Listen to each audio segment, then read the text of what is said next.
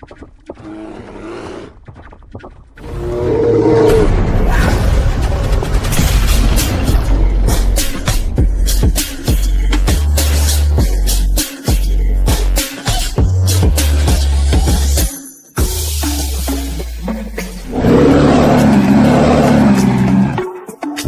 to Bare Bones.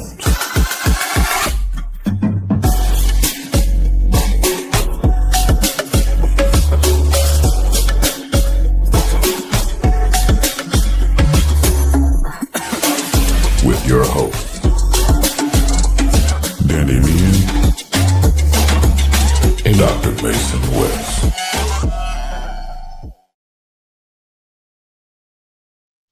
Welcome to this episode of Bare Bones. As always, I am Mason West, and Danny is here as well. Danny, how you doing? I'm doing good, Mason. How about yourself? Not too shabby. We have a real special episode for y'all today.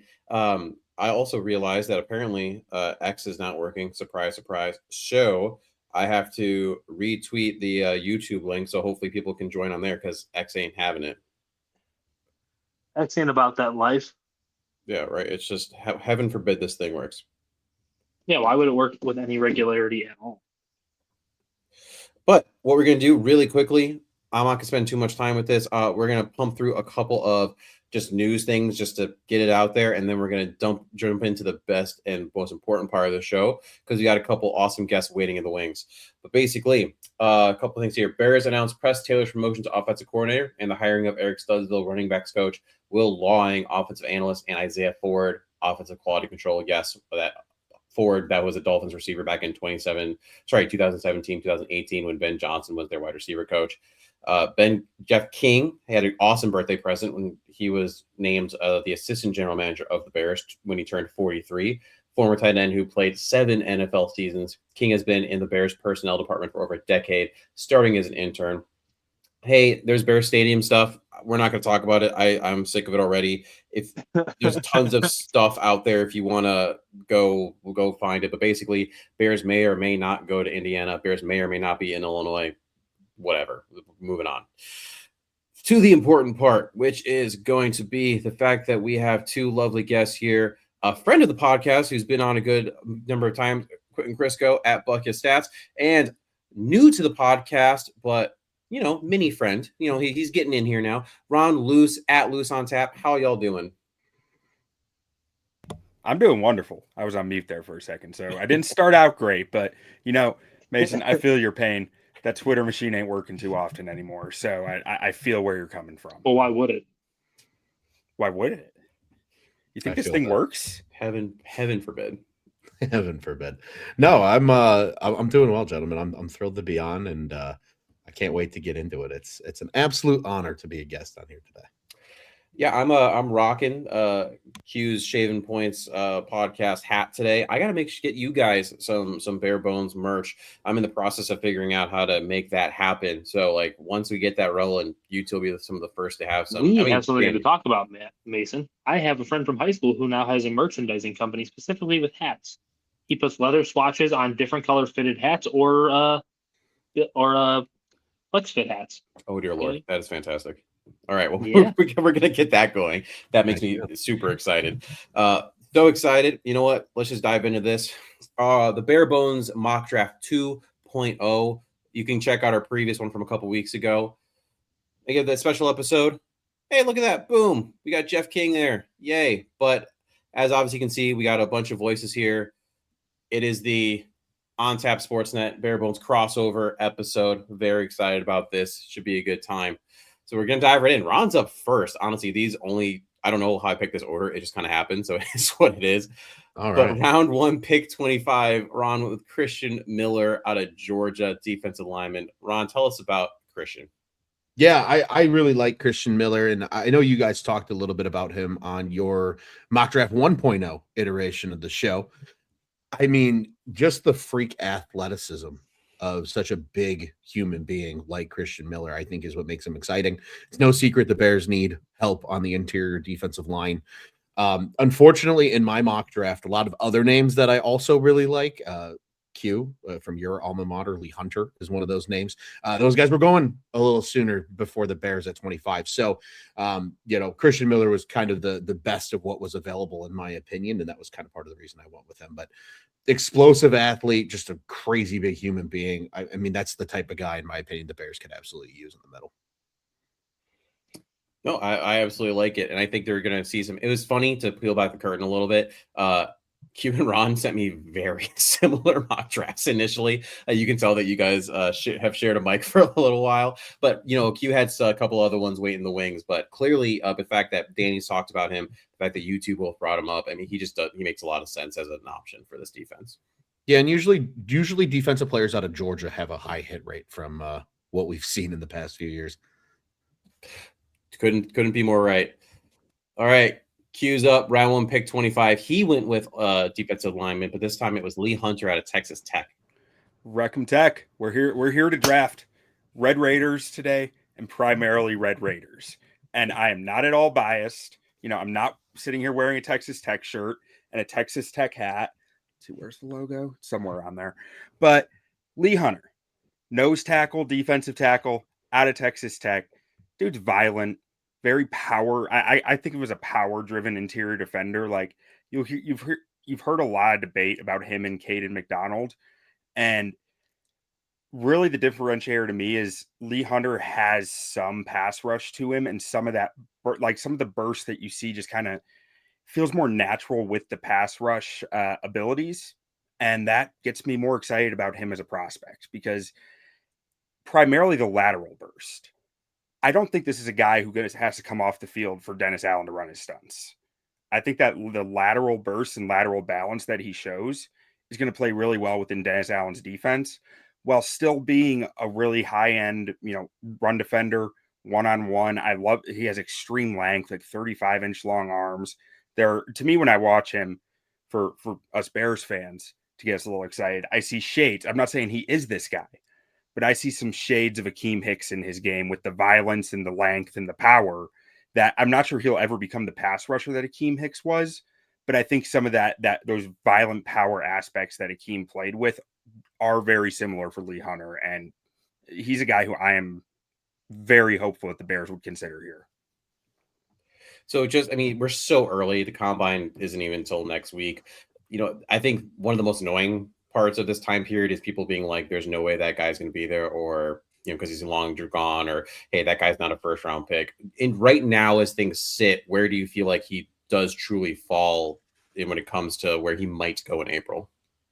So, I think he's back end of the first round, early part of the second round, because history says these nose tackle types, they don't go that early, right? Outside like Tavondre Sweat, whose tape was on a different level coming out of college, Tavondre Sweat went second round. The guy with the Eagles, Jordan Davis. Outside Jordan Davis, who was just a freaky athlete. I don't think Lee Hunter is going to be that. So I think I have a hard time seeing Lee Hunter go earlier than the early 20s probably, which makes me think he's going to be there at 25 most likely. That's awesome to hear. And, you're hearing kind of early right now that some of the strength of this draft, while, there may not be like super top end, right? There's not a bunch of quarterbacks to push people down. The receivers kind of depending on how you like it, kind of a thing. And then there's only even the best edge, if you want to talk about Arvell Reese, he's not really your true edge and all that, but you have just some solid guys along the entire line, whether you want to talk about edge or interior, which plays really well for the Bears. So, that's just fantastic. All right, Danny's up now. So same thing, round 1, pick 25. We got a linebacker, but we're staying in Georgia, like Christian earlier. CJ Allen. Danny, what you got?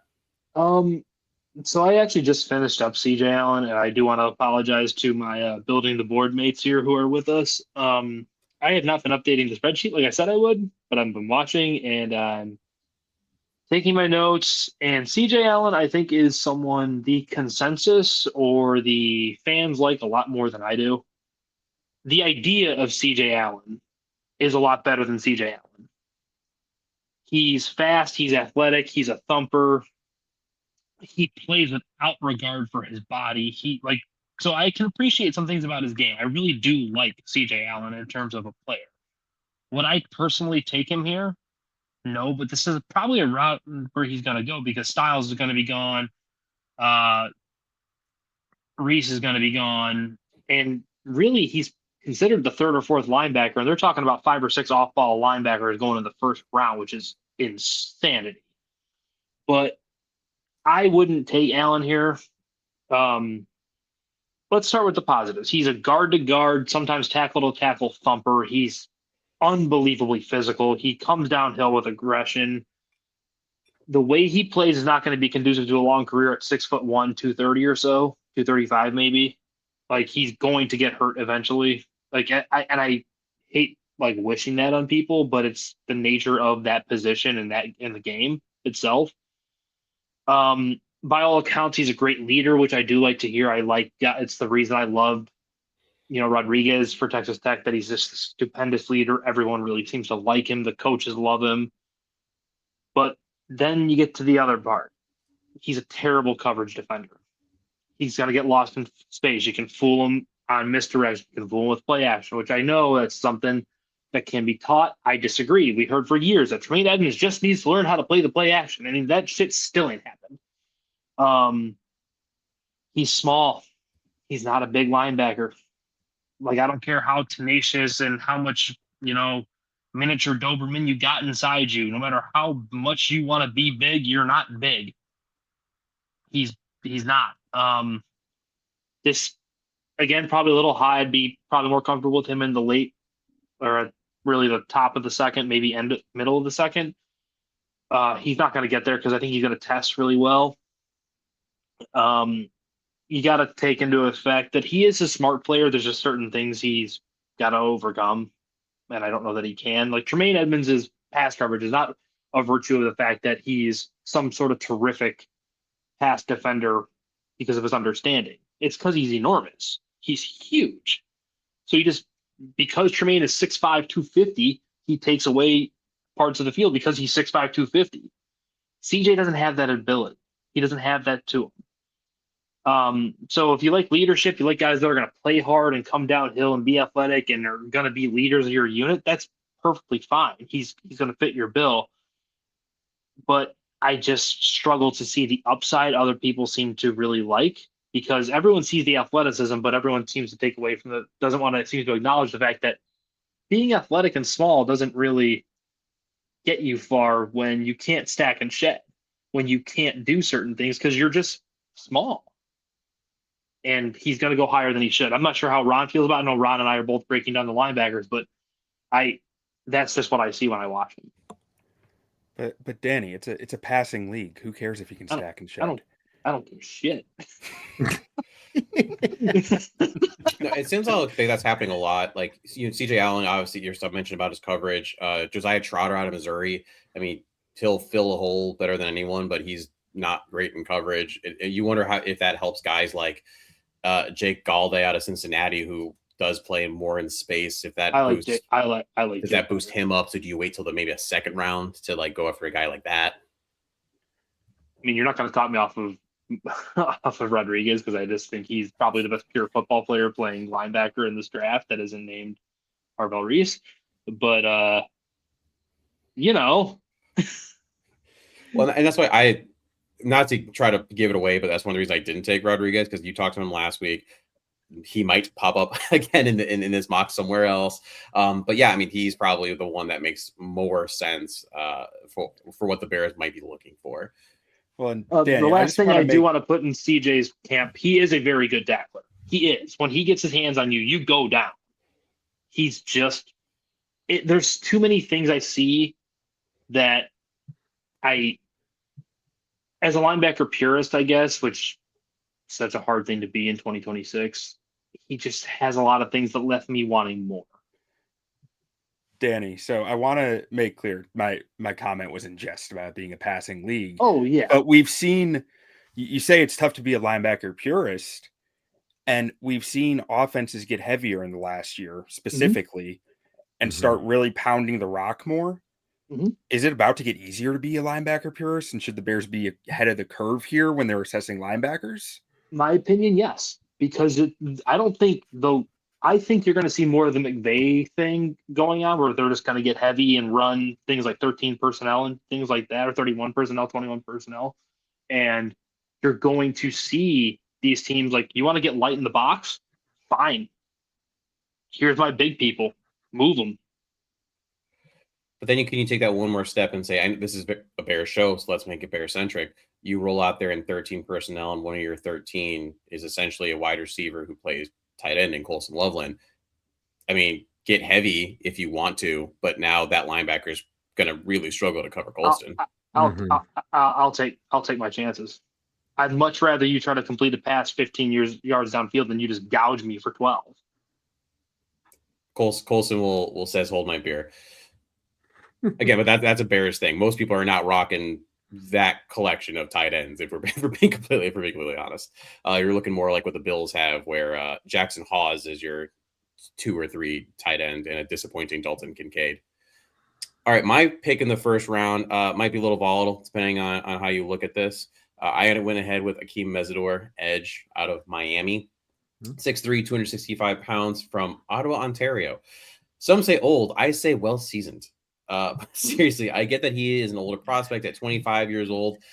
He was dominant during Miami's run in the college football playoff, 56 tackles, 15.5 tackles for loss, 10.5 sacks, and 4 forced fumbles overall.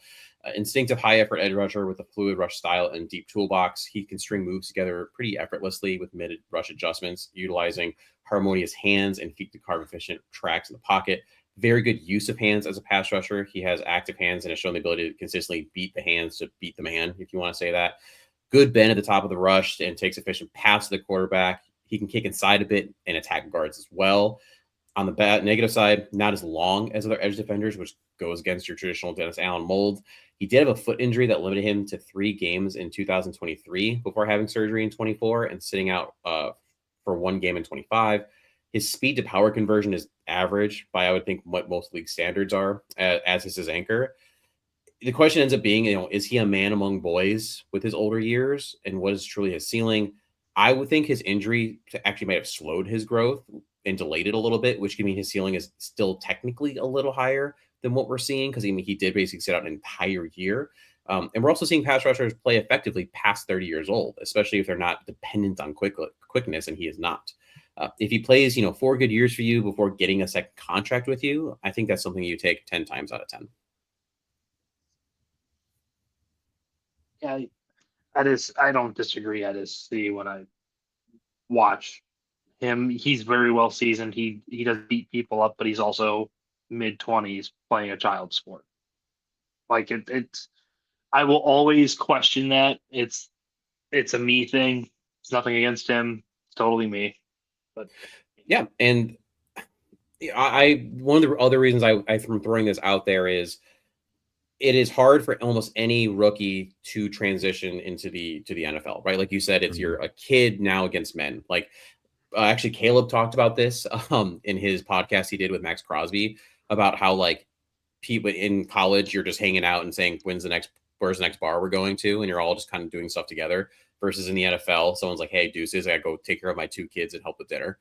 It's a different person, different thought process, different mentality, all those things.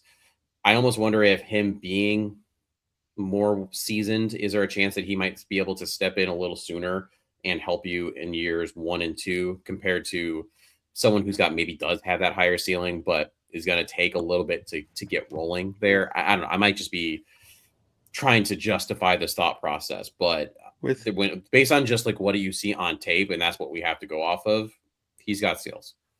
To me, guys that age, it's always like they're the hardest question, right? Because they're what are they in the league today when they jump in? Because they're probably not going to be a whole lot better than that, and they're probably not going to be a whole lot worse than that. They just are what they are because they're 25 years old and coming in there. So it's from the evaluation standpoint, it's like you need to be right. Like there is no him figuring it out. He's 25. And in order to justify him, he has to be like an 8-sack guy off rip. Has to. Like if he's not, he's a waste of a pick. No, and I couldn't agree more with you there. It'd be a risk. I like him. I like Mesidor a lot. It's it's a point of contention I found myself in of like, how much do I trust my evaluation? Come on, put it out there. All right. So real quick here, this is a little break that we're going to have, but essentially we're going to use this break to talk about the Bare Bones podcast. We're taking over Theory Bar in River North, Thursday, April 23rd, draft day. Still hammering out some of the specifics, but Danny and I are going to be there. We're going to be covering the draft live from Theory. We're going to have a bunch of giveaways, basically some raffle stuff, everything from, we got foam party hats to help us out, hook us up with some cheese grater hats. There's going to be the Bobby Peters Bears book will be on ready, that will be there.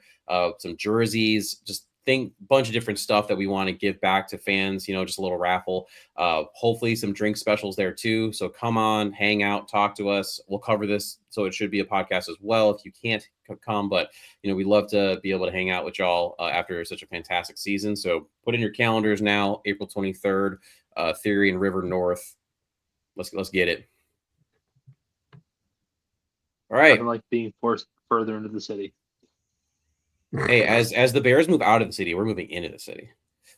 We taking over. Someone's got to do it. Let's take over Soldier Field. That's fine. They're not using it. Round 2, pick 57. Ron's up again. We got Derek Moore, edge out of Michigan. Take it away, Ron. Yeah, I again, part of as a part of building the board, my areas of, I guess, I don't want to call them expertise necessarily, but the positions I enjoy grading the most, running back, tight end this year, dipping into the linebacker world with Danny, as you noted a little bit earlier. So haven't watched a ton on him, but watched some today to make sure I could have an educated opinion. And I'll tell you what, to me, he's the most, for what was quote unquote available in this point of the draft, the closest to what I would see as like a Dennis Allen prototype, especially for a guy who's more of an edge and not necessarily what like people would want to consider a true defensive end. Stood up at Michigan on the line of scrimmage, does a really nice job of setting the edge. I think that was the thing I appreciated the most, whether it was in the pass rush or in the run game. Almost always he's able to press down a tackle, or if it's an inside zone play and the tackle's trying to climb to the second level, he's in that tackle's back pocket trying to meet the running back at the point of attack. He doesn't necessarily play like a sexy game is kind of how I would describe him, but he just does everything right and he does it at 100%. And sometimes that guy is exactly what you need in the defense. He kind of gives me like almost smaller Montez Sweat vibes, with a little bit more maybe pass rush upside. 10 sacks this year at Michigan. It's a great statistical season for him.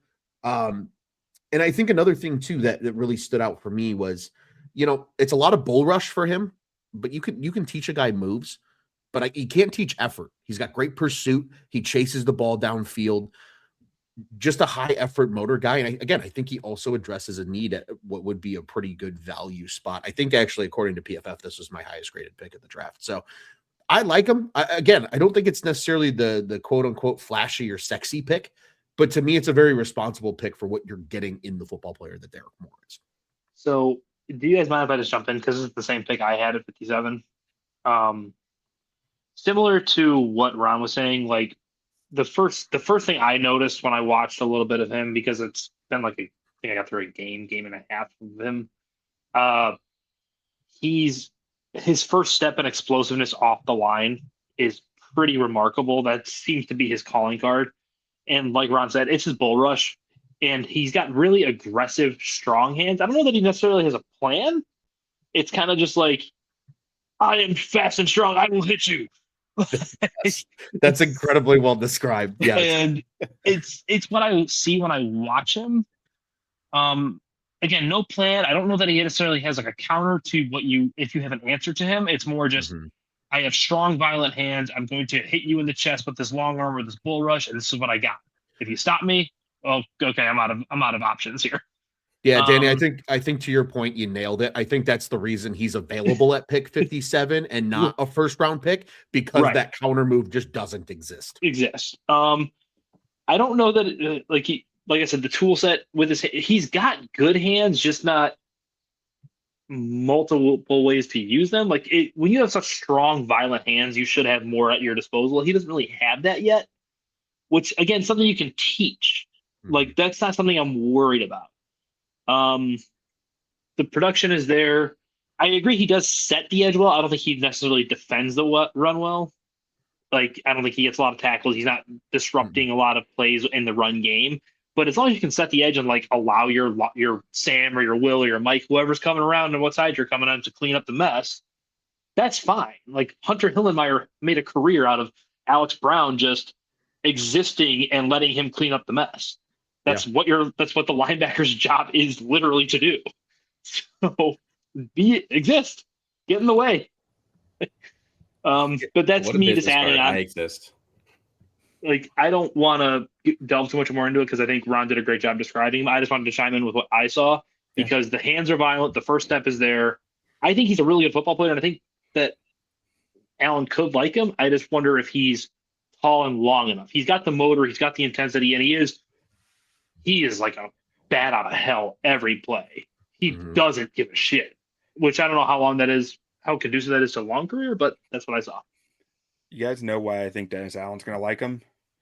Because when I watch him, I feel like a few years ago when I was watching Isaiah Foskey, thinking, this guy's a first round pick. Why does no one see this? And then Dennis Allen takes him at 40 overall, and he does nothing in the NFL. But that's not to say it's where Derek Moore's going to go. But like, I feel very similar to how I did watching Foskey and being like, everyone seems really low on this guy, and I don't understand it. Mm-hmm. Well, Q, it's because you're shitty at evaluations, just like the rest of us. Okay? Well, that's fair, especially at edge. Oh man, especially at edge. But Or more likely, we can't evaluate what's between the ears, and that's probably that's probably really true. Yeah, probably Flosky. All right, I didn't even realize Danny you did the same pick when I was putting this together because normally I combine them. So yay, moving on. My pick in the second round, I took Kamari Ramsey, 5'11", 199-pound safety out of USC. In 2024, it was a big part of USC's revamped defense where he had 20 tackles, 5.5 tackles for loss, 2 sacks, 5 pass breakups, 1 interception, and 2 forced fumbles across his 11 starts. In his final season, it was disrupted by a knee injury against Iowa in mid-November, so that limited him to 9 games and only 27 tackles. He's pretty good at reading the quarterback's eyes with rare precision and fires on short routes before the ball arrives, consistently limiting yards after catch, covers tight ends well, using fluid hips and competitive physically to smother size advantages, diagnoses screenplays really well almost before the snap happens, transitions well from back pedal to forward drive, shows genuine versatility across defensive alignments, looking comfortable at deep safety in the box, matched up over slot receivers without losing effectiveness, which I think after you get past the first couple, a lot of the safeties seem very one-dimensional to me so far from what I've seen. Also, special teams experience across kick return, punt coverage, and field goal units, adding value to your roster. On the negative side, his ball production remains frustrating low, right? Only 2 in career interceptions, despite always being, it seems like, in the right position. Run defense grades lag significantly behind his coverage numbers. He has a little hesitation when asked to fill the alley. Tackling technique breaks down in space, resorting to arm tackles and grab and drag attempts that NFL players are going to be able to escape. Takes overly aggressive angles against the run, which leaves him vulnerable. And durability raises questions, as I talked about earlier. He profiles as a starting 2 high safety who can roll down into the box on passing downs and match up well with tight ends in coverage. There was actually he played some nickel in 2025, showed he can handle that role in a pinch. So that's going to give versatility. But his bread and butter does remain playing deep and using his eyes to attack the football. Now, does that match well? The Bears currently have no safeties. So technically he can go wherever. But let's say it seems like the more likely than not, Kevin Byard comes back and that's kind of what he does. Do you need truly the other safety that is going to be the Brisker type, more in the box, tackling, blitzing kind of guy? Because that's not really Ramsey's deal. So it just kind of depends on what Dennis Allen feels like his defense needs. And also a lot of that depends on Kyler Gordon and his health. Because if he can stay healthy, he can play a little bit more of that run support role. But so far, you just can't trust his health. I'll take your word for it. Secondary is just the moon to me. Safety is so hard to evaluate. It is. It's the further away you get from the ball, I feel like just the harder it is, because that is, I mean, we just said this for the last thing, it's the between the ears stuff. Yeah. And that's where like a lot of the like the S2 test comes into play. Like, and then we saw the S2 test had issues. Like we saw that with CJ Stroud, where like his was a false test and blah blah blah. But that's a whole other Well, thing. CJ Stroud has a problem of that he's not good. Is his problem? I'm so confused with CJ Stroud. That's another podcast. Anyway, Well, and also like just because the S2 test maybe it's not good for quarterback doesn't mean it's not good for safety. Like they're completely different. That like by position, it's got to matter too. I think as well with safety, and this is something that I've learned a lot more this year is unless you know exactly how the defense is being coached and taught to these guys, it's really hard to fully understand the responsibility of said safety. Like you can get a decent feel, right, of kind of cover 2 or cover 4 versus 1-3 and man and things like that. But like aside from that, though, you don't necessarily know how they're asked to attack, right? You don't know what their responsibility is because guys might just be responsible for X thing all the time, and it might hurt their evaluation because of it. And I think to your point, like that's why the interviews are so important for, I think, safeties, because these guys can then explain, hey, this is how we're taught, this is how we're coached, this is what that's really interesting because that's always how I've told, like, there's the traditional way how you're taught to evaluate and how things are always taught. It's almost like quarterback, right? Like you're taught to read this specific play pattern, X to Y to Z or whatever it might be. You don't know that that's how they're coaching it, though. Mm-hmm. You just don't know. Like, yes, there's the traditional way you can get a pretty decent grasp on it, but if that's not what they're saying, you just don't know. It's the hardest part about evaluating. The further away you get from ball, or the more responsibility you have in your position. Safeties have a lot of responsibility. Yeah. And it's not a fair evaluation thing, especially when you are an armchair analyst like the four of us are. And it's just like at best, it's an educated guess at a crapshoot. Yeah. Like if I'm a scout for a team, the first thing I'm doing if I'm evaluating a safety is calling their DB coach at their college. Yeah. That's the first thing I'm doing. And it's not even, you're going to, hey, how is he as a kid and things like that, blah, blah, blah. But like, it would literally just be, okay, how are you coaching him to play his position? Like, what are they being asked? What's his responsibility in, maybe cover 2 versus man and all that stuff, just so you can then at least apply that and say, okay, this is my best educated guess. And I think that's why a lot of teams do hit on safeties in the 3rd and 4th round, because they're like, well, there is still some question marks. We don't still fully know for sure, but we get a little bit more insight than, again, to your point, kind of the armchair GM does. And how many people went to his birthday party? All right, quick break here, and then we're going to move on. All right. Kombucha is a pre- and performance-focused kombucha crafted specifically for athletes and active individuals. This revitalizing beverage blends the traditional benefits of kombucha with nutritional enhancements to support energy, hydration, and recovery. Made from organic teas and infused with natural electrolytes, Kombucha offers a delicious and effective solution to maintain peak performance. Better athletic performance, increased nutrient absorption, improved wellness, and improved cognitive stamina. Use code BEARGUTCHECK for 15% off your order. Drink like a pro. All right. You may have noticed Quinten did not talk previously in round 2, and that is because he traded out of round 2. I thought we weren't allowed trades. No, and it's only in the first one. Fuck. So he sent away the 2nd round pick, 57 overall, and received a round 3 pick, number 68, another round 3 pick, 98 from the Eagles. Maybe a fairly generous trade. I guess I didn't think about it that much as I was doing it. I was just kind of throwing stuff together. But yeah, he hit 4 trades what he did. Q's trying to appease to his neighbors out there in Philadelphia with this trade to make it look nice for them to move up into the 2nd round. So we'll hear from Q right now. Round 3, pick 68. Hey, look at that. Jacob Rodriguez. It's like I can tell the future. Out of linebacker out of Texas Tech. Q, take it away. We are here to draft Red Raiders, gentlemen. Now, Jacob Rodriguez. You might say this is a little early for him. Like people seem to think it kind of is, but he's number 64 on Brugler's big board right now. So I expect this guy to be rising. I've been talking to Danny about it throughout since I started draft analysis. I don't think this guy's getting out of 2nd round realistically, because I think that 1, he has a great mustache. 2, his wife operates a Black Hawk helicopter. 3, the guy was a Heisman finalist, so he's on everyone's radar.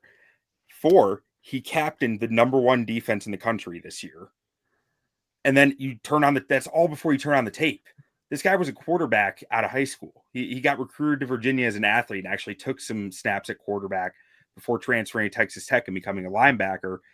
And you can see that in the way he plays, right? He's constantly ahead of the play, ahead of what's happening. And on top of that, he's the quarterback of the defense. He makes sure that everyone on Tech's defense was in the right place, right time, with a lot of new names this year. These weren't guys he's known for 3-4 years. These were all guys he just met at the start of camp this year because Tech was almost an entirely new team. And he was the guy who was able to mesh that entire defense together and say, hey, David Bailey, you were at Stanford last year. You know, Lee Hunter, you were at UCF last year. None of us know each other, but we're going to play like we know each other. And like we are like thoroughly in each other's heads here as to what is going to happen in each moment. And, you know, you might hear me say that and say, well, he had a lot of talent playing around him. You know, he did. And he still, you know, he produced with that talent. He was one of the highest graded linebackers by PFF for whatever that's worth. But he also, you know, 4 interceptions, 7 forced fumbles. But you go back to 2024, before some of that high-end talent was there, he still produced really well. He still had 3 forced fumbles, an interception, 22 pressures, and 6 sacks. Like, this guy has shown a versatility to be able to play moving forwards and backwards, and just the forced fumbles aspect I love. Before the Utah game this year, the Tech coaching staff was with him like up late at night watching Peanut Tillman highlights. During the game, he forces 3 fumbles. Like, this dude was a problem when it came to punching the football out, and that's the type of guy I want playing linebacker for me. I have a question for you, Q. And then Danny, I like your because you took him last episode, so I'd like your response on this too. So, you know, right, the quarterback of the defense, I mean, just seems like he's made of the right stuff. He, you know, the knowledge of the game seems high for him. The mustache obviously is spectacular, and with 19 career forced turnovers, would you take him with the Bears' second pick potentially? Just knowing that he might, there's a chance he's not. Sounds like make it to you in the 3rd round. Almost without hesitation for me. I'm not the right person to ask, though, because he plays football at the linebacker position the way I think you should play it. He's physically, he's a good tackler. And now Q and I disagree here, and we've talked about it. I don't think he's the best athlete. I think he's a merely okay athlete. But at some level, you're just a football player. And that's what he is. He's a football player. He's a damn good linebacker. And I forget what podcast, because I'm sure like you guys, I listen to far too many football podcasts to try to get my thoughts straight. He's not a ball magnet. He's not a ball hawk. He's both. The ball finds him. He finds the ball. Sometimes you're one or the other. He is the same no matter what. He always is around the ball, and he knows where he's at. He is in command of the defense, which is what you want, in my opinion, from your middle linebacker. The guy that's got the green dot. He is getting everyone lined up. Now, I do have questions about his size and long-term durability and his overall athleticism. And I talked about it last week. One of the issues I have with grading college linebackers is the hashes are so far apart. It's really hard to tell how athletic or unathletic somebody is. And I really do believe there's something to that. You can call me a moron, stupid, whatever. The hashes are so far apart. It's really hard to tell how fast some of these guys are unless it's blatantly, obviously, jumping off the tape. Like, Sonny Styles is clearly just so goddamn athletic, it doesn't matter. So I have a follow-up question for you, Danny, on that. Actually, real quick, Quinten, would you take him in the 2nd round? Yeah, with that, I mean, I think this guy's going to captain your defense for a decade, as long as he can stay healthy. And to Danny's point, I do think the only knock you can have on him is a average to slightly above average athlete. When we talked about it, Danny, I hadn't singled him out on tape yet. I just watched the Tech games. Once I watched the All-22, watching just him, I was like, yeah, Danny kind of has a point. Yeah. So and Danny, just, with the combine coming up, are there certain numbers you want to see out of him just to be able to say, can okay, I feel can okay? Can I get high 4.5s, please? Okay. Like I'm not. And again, how many times are you running in a straight line? Sure. Yes. 40 yards, but it still shows a level of explosive. Specifically, his 10 and 20 yard splits. What are they? Are you slowing down after that? That's fine. But in the first 10 to 20 yards, I need to see you coming up with some thunder. Because if not, it's gonna be a long time. It's gonna be a long, long, hard day on Sundays in your NFL career. Yeah, and Danny, I think you're onto something though, because I've brought this up. Q and I have talked about this on some of our O-line shows and things like that, or when we've talked about Caleb Williams. In 2024, a big knock on Caleb was he was consistently missing deep throws. And everybody's like, I thought this guy's supposed to be a great deep ball threat. Well, the hash marks makes a massive difference because it changes the angle of the throw. And I think that's absolutely a thing for defense too, because in the NFL, sideline to sideline is truly sideline to sideline because the hash marks are in the middle of the field. In college, you are much further out toward the numbers. So there is such a thing as boundary safeties or boundary linebackers or boundary corners versus like a field linebacker or a field safety or a field corner. So you are 100% spot on. I don't think you're crazy at all. I think you're absolutely correct. It makes more of a difference than people realize. My favorite little anecdote before we move on is Rodriguez is the first and probably still my favorite linebacker I've watched to this point in the process. A game and a half in, I texted Q and was like, this guy's awesome. And he just responds, I was waiting for this message. I was. And just think about how good. And you know how broken I would have been had that not happened. If you texted me like, what is this guy doing? I would have been like, I know nothing. Yeah, Q, you would have been heartbroken for no other reason than that he's a Red Raider. If there's no love for the Red Raiders, Q don't want it. Quinten gets to go again after he snagged a couple third rounders from the Eagles. He's got edge Danny Dennis Sutton out of Penn State. Yeah, so is it Danny or Deny? I'm not sure. I don't know who this human being is. So okay, I'm gonna go with Danny. That seems like Danny. Danny Dennis Sutton. I mean, he's been like loosely talked about going back to last year. Like he did some good stuff last season for Penn State as well. This year he's a bigger defensive end. Like he's not Penn State, you know, they play their guys hand in the dirt. They play their guys. You got to play the run. You got to do all this stuff in a more like NFL old school kind of fashion. And he fits that. And that fits to me what Dennis Allen looks for a lot. He brings some solid bursts to the table and some impressive balance, like kind of flexibility moments for his size, but he's not like there's a reason you're getting him at pick 89, right? Like he's not this shifty, shaky edge rusher who's going to get a ton of pressures and stuff. He's just a good football player. And what really sold me on Deny. Okay, there you go. Was the Oregon game. And he played, it had to be close to like 60, 70 snaps in this game. And in overtime, he's a menace. He's just being a consistent problem for the Oregon O-line. And then he comes up with a big interception on a play that's just like, this is a football player's play where he reads the quarterback's eyes, gets a little depth when he was spying, because he was just spying the guy, gets a little depth and goes up and takes the football away in overtime. And that was just like, okay, this guy's a heady football player. And to me, at pick 89, that makes a lot of sense for a guy who I think physically fits Dennis Allen's defense. I mean, you sold me. I'm gonna have to. I just haven't had a chance to watch him yet, and I absolutely have to. He sounds fantastic. Like I said, he's not the most exciting, but he has moments where it's just like, okay, you saw it exactly how it was going to happen.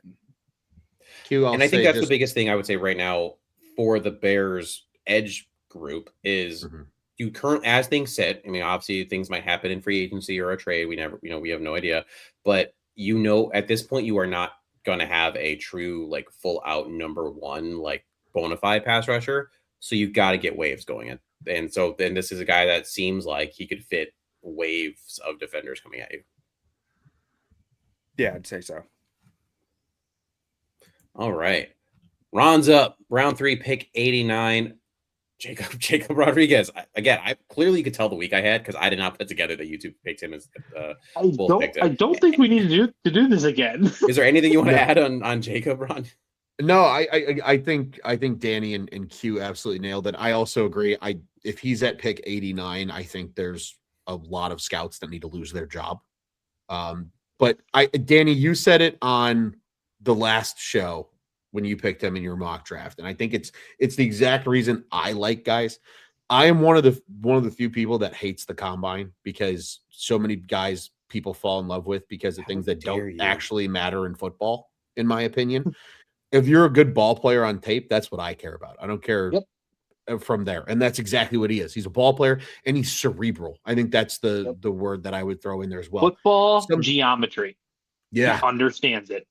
He understands it. And you love guys that can do that. So Danny, I would be, you know how many thrilled. times Ron has said in our line show that football is just physics and geometry?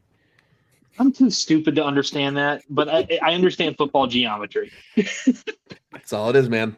It's all angles and force. That's all it is. But no, Aerodynamics and again, physics, buddy. would be thrilled that if he was there at 89, but I agree. I don't think he gets out of the second round. So I think Q and Danny nailed it. We can keep this thing moving. I have a quick question for you though, Ron. If he showed up to the combine and his mustache was gone, would that move him down to a third round pick? Ooh, I would hope it does for the Bears' sake. Go ahead. Love it. Danny, round 3, pick 89. Daryl Jackson Jr., defensive interior So out of Florida State. Jeez. I'm going to be fully honest. I got through a half a game after I picked him too, so I can talk about him too. In this, there's this thing I believe in when you go to play pickup basketball, and it's just who's the big person that stands out because they're enormous. That's him. Darrell Jackson Jr. is huge. 6'5", 328 pounds. Yeah, some places listed it as high as 340. For the record. Oh my God, I didn't see that. Okay. He's enormous. And he's got these long arms. And the first thing I notice is he cannot move side to side. I'm going forward, and that's where I'm going. He's probably in the 2 if you're not going to move him off his spot. He's got a good anchor. He's got long arms. He's strong. Does he know what he's doing with his arms? No, they're long. They're big. He's strong. You're going to get the same kind of answer out of me no matter how I describe this. He's not an established, really good football player at this moment in time, from what I've watched in half to 3/4 of a game or so. The idea of him is better than him, which is fine. In the third round for a guy who theoretically all you're going to want him to do is be Jordan Phillips, be big, get in the way. Don't move off your spot. Take up the guard in the center and just let Grady Jarrett go kill the quarterback. Your job is that simple. Be enormous, be large, and push the pocket a little bit. He's got no pass rush production or next to none. Like I said, everything about him is he's just big and strong, and that's fine. Like, I don't expect him to ever become a good pass rusher. That's totally acceptable. Be a nose tackle. I love nose tackles. I remember texting Q when I went to watch Byron Murphy for the first time a few years ago, and I got more caught up in watching Tavondre Sweat because he's just enormous and pushing the pocket. Do I think this guy's Tavondre Sweat? No. Don't misconstrue what I'm saying. But the idea remains the same. My name is Daryl. I am big. I am strong. His pathway is interesting. What? What'd you say, Ron? I'm saying my name is Daryl. I am big. I am strong. Yeah, that's the vibe we're going for here. And I don't know if I have hands or not. I don't. I don't know what to do with these. Call him Nubby. Doesn't know if he has hands. I love him, but he needs to remember that he has hands. No, I'm going to slam my forehead into your chest. Okay. His pathway is interesting. He began his collegiate odyssey at Maryland in 2021. He only started once, but he appeared in all 13 games as a true freshman. And then he transfers to Miami, where he had 12 games. And then he went to Florida State, and NCAA denied his eligibility waiver for most of 2023. So, you got to wonder, is there a bit of he jumped around for a reason, on his end, or is part of the jumping around or some of the reason why he's not as polished as you'd like him to be? You mentioned lack of production. I mean, he has 1 sack, but with 45 tackles, but that's not his job. Like you mentioned, massive frame. I like him as a pocket pusher. He has a mean streak to him when he's engaged. He actually, he's got just leadership traits that you want, because he actually earned the Bobby Bowden Leadership Award when their team went 2-10, and he chose to stay instead of trying to head to the NFL. It also means he's illegally recruiting people to come down to Florida State. Sorry. Yeah, we all knew that though. Motor runs pretty hot and cold, which is a problem. So he'll be kind of pretty dominant, but then all of a sudden he's just disappears.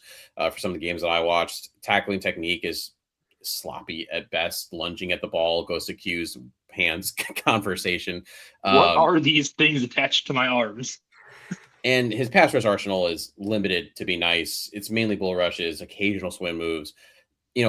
He's got some tool, just the person, just this human beingness that you with the right defensive line coach could develop something. But as of right now, as Danny said, he's just a pocket pushing, size take up, I dare you to run at me kind of a guy to allow your other defensive linemen or your linebackers to try to flow. The problem with his swim move is he also ends up punching himself in the head because he doesn't know where his arms are. You know what? Oh, you just gotta smack yourself sometimes just to know you're alive. That's just all it is.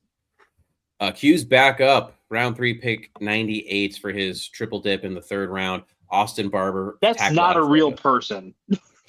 Austin Barber is indeed a real person. He is the left tackle for the Florida Gators. And if you don't think the Florida Gators exist, I wouldn't blame you. Now, Barber, he's interesting. And like I was mentioning with Mason a little bit earlier this year about Freeling out of Georgia. And I'd just gotten done watching Barber. And I mentioned him as like a guy maybe the Bears should target in like the 4th round, maybe. I think he's creeping up into that 3rd round range now.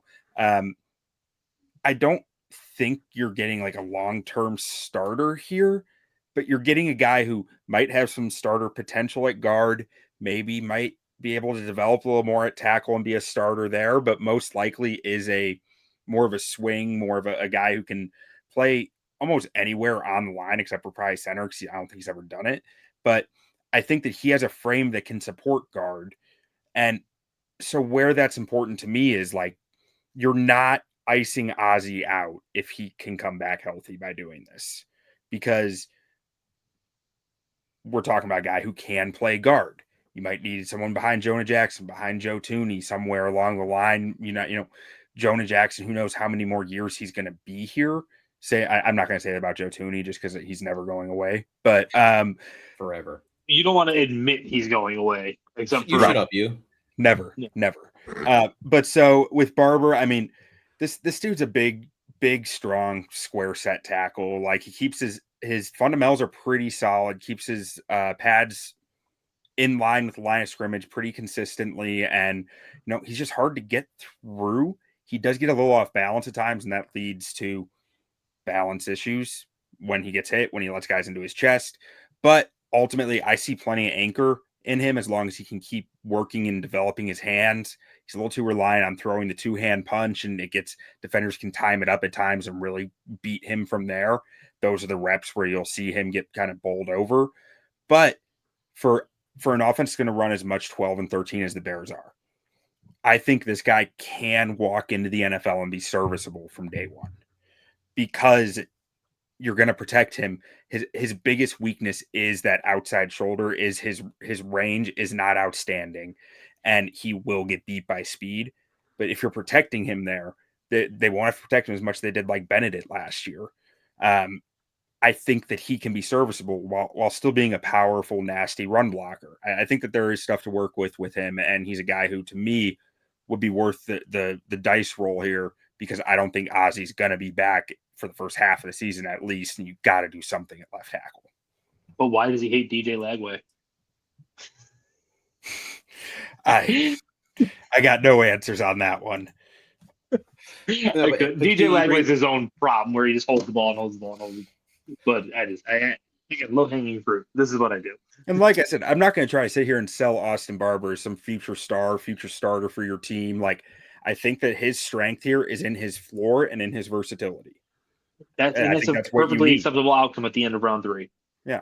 And that's essentially what you're going to need going into the season, where right now Ozzie, as Q said, he will not be available for most of the year, for being completely frank. And even when he does come back, he's going to be only at a certain percentage of his max anyway. That's just how that works. Sorry, everyone who's hoping that he pops back in week 4 at 100% for some reason. It's not happening.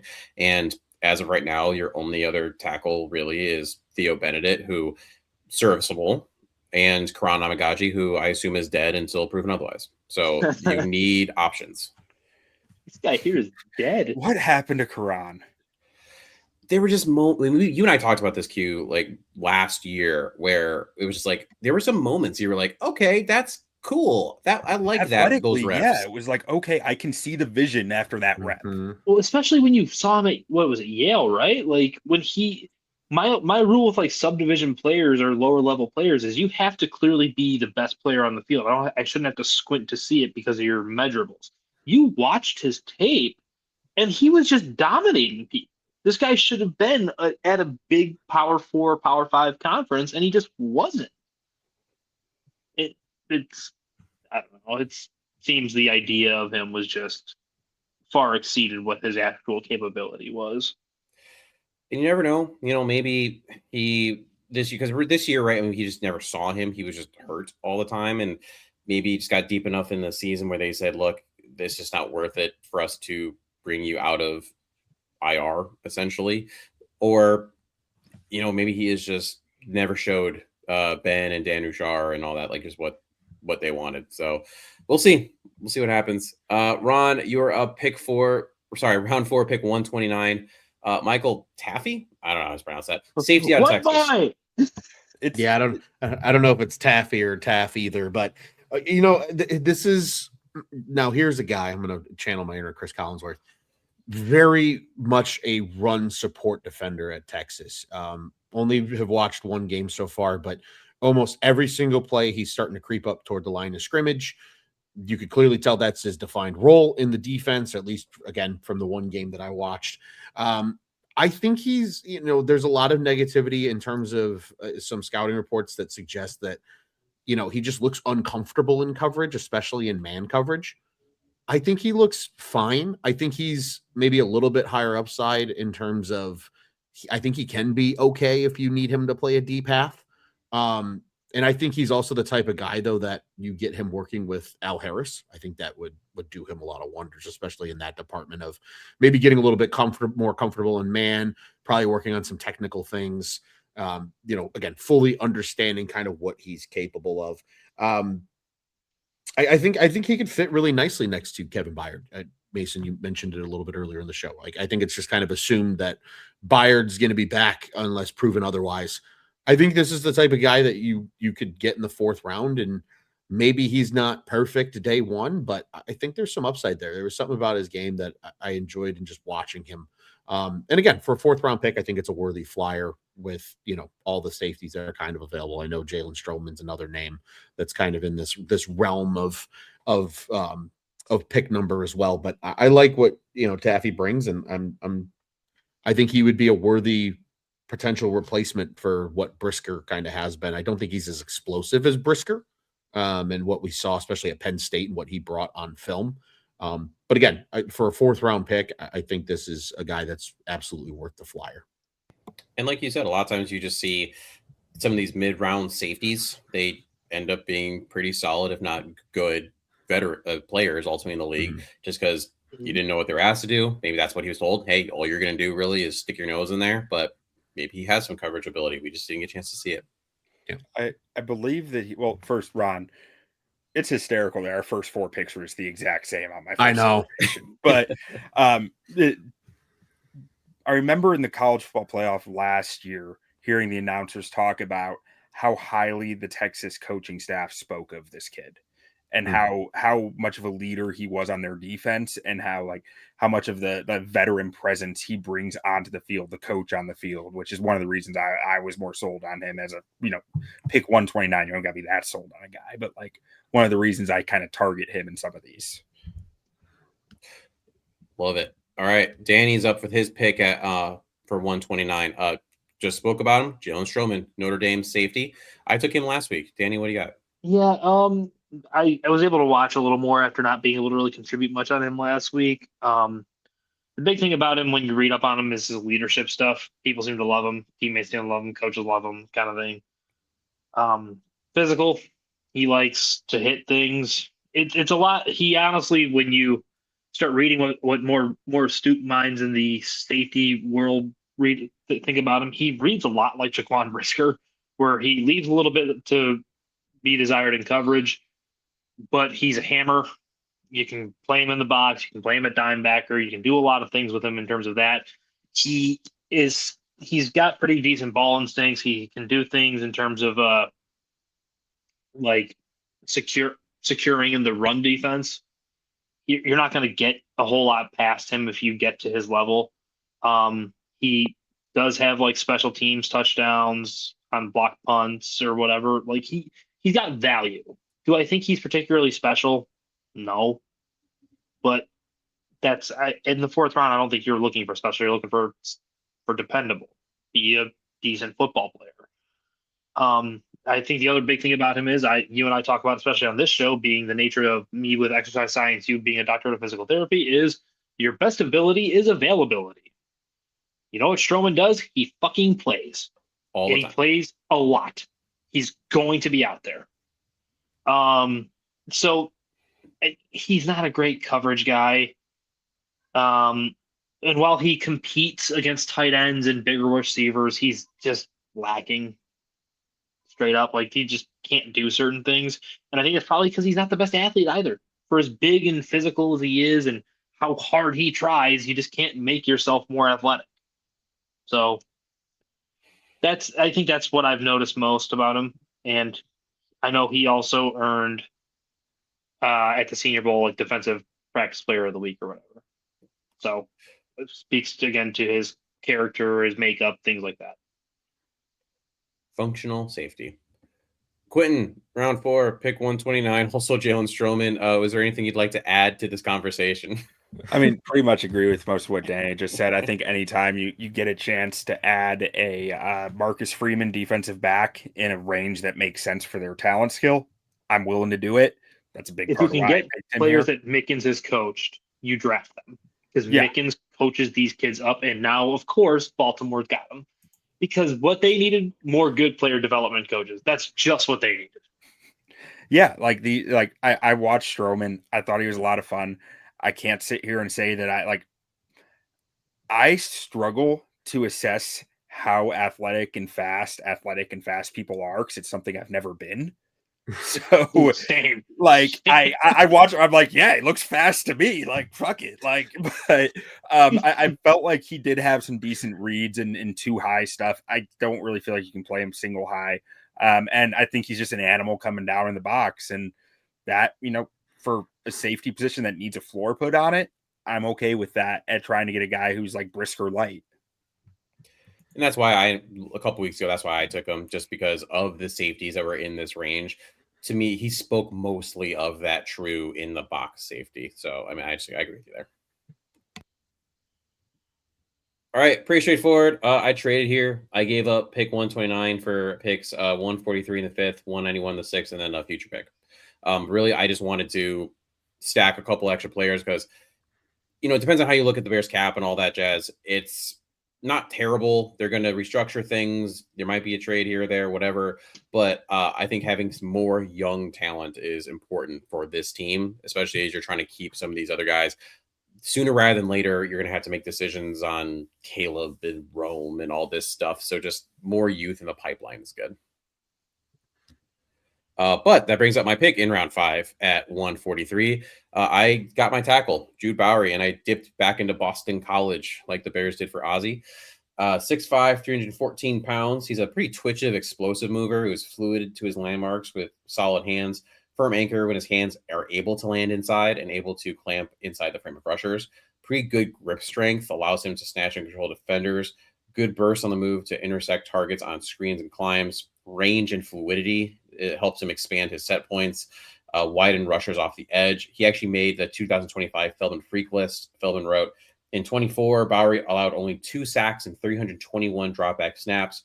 Bowery's athleticism has really impressed the staff. He achieved a peak velocity of 1.81 meters per second and a peak power of 2,610 watts while performing multiple sets of 5 reps on back squats with 435 pounds. So he is just a very athletic, twitchy guy. Negative, he's got arm length issues. We'll see officially with measurements, but believe he'll measure low for NFL tackle standards, which was a problem last year with Theo Benedict, forcing him to lean and compromise his balance. Inconsistent with positional leverage. Pretty erratic strike timing and placement results in a kind of boom or bust element when he's on an island. Lacks functional core strength, which can happen with these 6'5" guys, especially on the second level. And he's kind of passive on angled drive blocks. His best landing spot is going to be with a team that likes to run wide zone concepts, where his athleticism can make up for that length limitations. His promise is offset by poor technique that gets him way too many compromising positions. So it's going to result more likely in a role player with traits to crack a lineup under a known developer at the position. So the hope is similar to what Hugh talked about with Barber, is can you just have a room of guys that you feel confident one of them can give you enough solid play that, gives you time near the very end of the year, if not honestly, potentially next year, Ozzy can come in. So it's going to be some combination, right? You got Benedict, you got insert tackle that's drafted, and, do you try to sign a Cam Robinson? Do you bring Braxton Jones back? It's just going to be kind of a throw them out there and see who sticks, I think, which isn't the favorite thing. I would love a left tackle I can just depend upon. Oh, Charles Leno, how I pine for thee. But, that's just where we're at. I'm glad somebody else appreciates Charles Leno because I get harassed every time I give him love. Charles Leno was a really good football player who was. Yeah.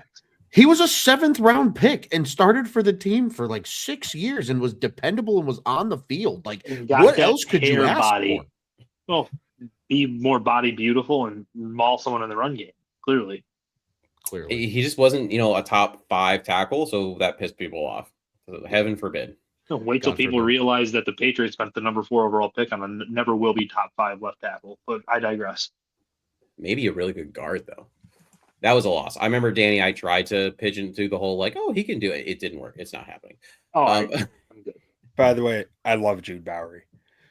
I yeah. don't think he'll play very well as a rookie, but that dude's tape is so fun. I need to watch this guy because I haven't gotten to him yet, because apparently he's every NFL running back evaluator's draft darling, and I just haven't watched him. Yeah, Q turned him on to me. He mentioned him like a month or so ago, and I had to go and watch, and I was like, this is fun. Yeah, he's really fun. He has some clearly you have no idea what you're doing moments, but he's athletically he is different, and I'm surprised here. I didn't realize the arm length thing. I knew his his hands are not very refined, and he doesn't hit his spots very well. But I'm interested to see what he measures at the combine now, because I hadn't heard that. Yeah, I'm basing it mainly off of a little bit of tape combined with some things. If you kind of dig in, you see that's been popping up. I don't know that it's going to be a massive thing, but I think it's going to be right at or below that threshold is my guess. At or below. Ron at round 5, pick 163. Mike Washington Jr., running back out of Arkansas. Yeah, I am admittedly very behind on my running back evaluation. So this was a good excuse for me to get familiar with him. And I'll tell you what, as soon as I turned his tape on and started watching it, I sat back and I said, who does this guy remind me of? Maybe it was the number 4 that got me, but the first name that came to mind was TJ Yeldon. Because name. He's a bit of a bigger back. He's 6'2". He's not, your traditional somewhere between 5'8" and 5'11" running back that we're so used to seeing. But then I was like, there's got to be a better one than this. And he looks like somebody I can clearly see. And I found it online with a little bit of help from the internet. DeMarco Murray vibes is what I get from Mike Washington Jr. Yeah. In the sense of, he's kind of shifty. That's kind of his calling card. I don't think he's going to blow anybody away with speed. That's probably why he's going to be available in the 4th or 5th round. He doesn't necessarily run through contact per se, but he's just really good at understanding where his body is in space and how to avoid contact that way. And that contributes to his shiftiness. I want to watch more on him. Admittedly, he wasn't used a ton in the passing game, but a big body like this sounds like to me. Big body, shifty, he's smooth. I hated his Iowa tape, and everyone else loved him. Last year, Pittsburgh took him. You know who it is, Ron? Delhi. Who is it? The guy that never played. The guy that never played. Yep. And when you start saying things like that, it really bugs me, because it means you have no great trade. I'll tell you what, though, Danny, because I agree. I hated Caleb Johnson's tape, and Q knows that. I told Q that repeatedly last year. I think Caleb Johnson's the most overrated running back in the league. I kept texting Q that in the draft. Why do people love him? I didn't see it either. Get it. Because he would run into contact and just fall. And I don't think you get that with Washington. That to me is the biggest difference.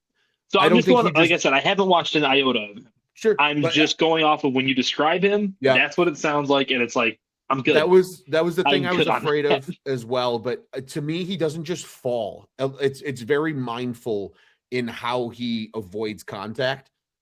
And he's really, again, he's really good at reading space. I think that's just what he does best and allows himself to shift through.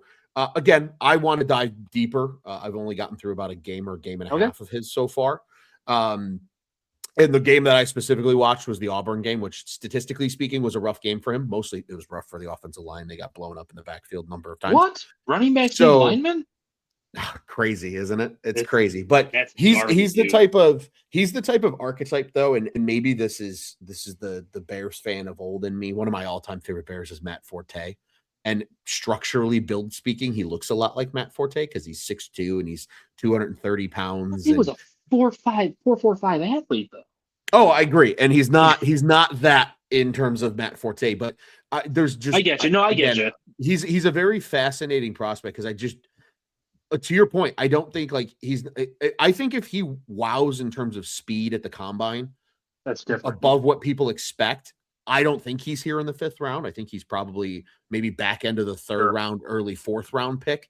But again, there's something about him that I really liked. And I thought for, again, round 5, we don't know what the future is. Yeah, we don't know what the future is with DeAndre Swift. You know, Kyle Monangai, I think is best suited to be a complementary back, not necessarily the guy long term. And I think he's going to be very valuable in that role.